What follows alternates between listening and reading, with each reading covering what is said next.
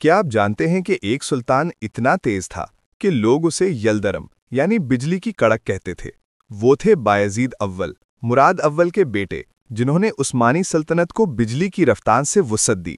ان کی فتوحات بلقان سے لے کر اناطولیہ تک پھیل گئیں اور وہ اپنے دور کے سب سے خوفناک حکمران بن گئے۔ مگر تقدیر نے ان کے لیے ایک مختلف انجام لکھا تھا۔ 1402 میں بایزید کا سامنا ہوا عظیم فاتح تیمور لنگ سے، ایک ایسا حکمران جس کی سلطنت وسطی ایشیا اور فارس تک پھیلی ہوئی تھی۔ یہ مقابلہ قرون وسطیٰ کی سب سے ڈرامائی جنگوں میں سے ایک بننے والا تھا۔ 28 جولائی 1402 کو دونوں لشکر انقرہ کے میدان میں ٹکرائے۔ بایزید کے پاس قریب 80,000 سپاہی تھے، جن میں ان کے ایلیٹ ینیچری، سپاہی گھڑ سوار اور بلقانی اتحادی شامل تھے۔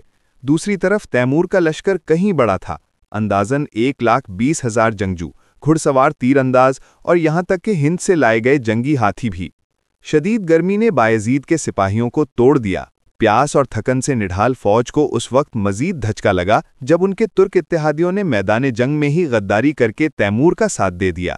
تیمور نے اپنی چالاک حکمت عملی دکھائی، گھیراؤ، جھوٹے حملے اور گھڑ سواروں کی تیز رفتار یلغار۔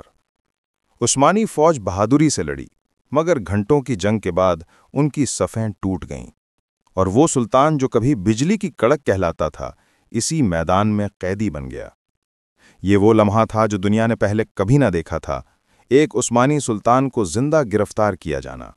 ان کی شکست نے مسلم دنیا کو ہلا کر رکھ دیا، سلطنت انتشار اور خانہ جنگی میں ڈوب گئی، اور بایزید جو کبھی ناقابل شکست سمجھے جاتے تھے، اپنی باقی زندگی تیمور کی قید میں گزارنے پر مجبور ہوئے، تخت سے دور۔ ان کا انجام ایک ابدی سبق ہے کہ قسمت اور وقت کے سامنے سب سے طاقتور بادشاہ بھی گر سکتے ہیں۔ مزید تاریخی اور دلچسپ ویڈیوز کے لیے واریئرز لیگیسی کو سبسکرائب کریں۔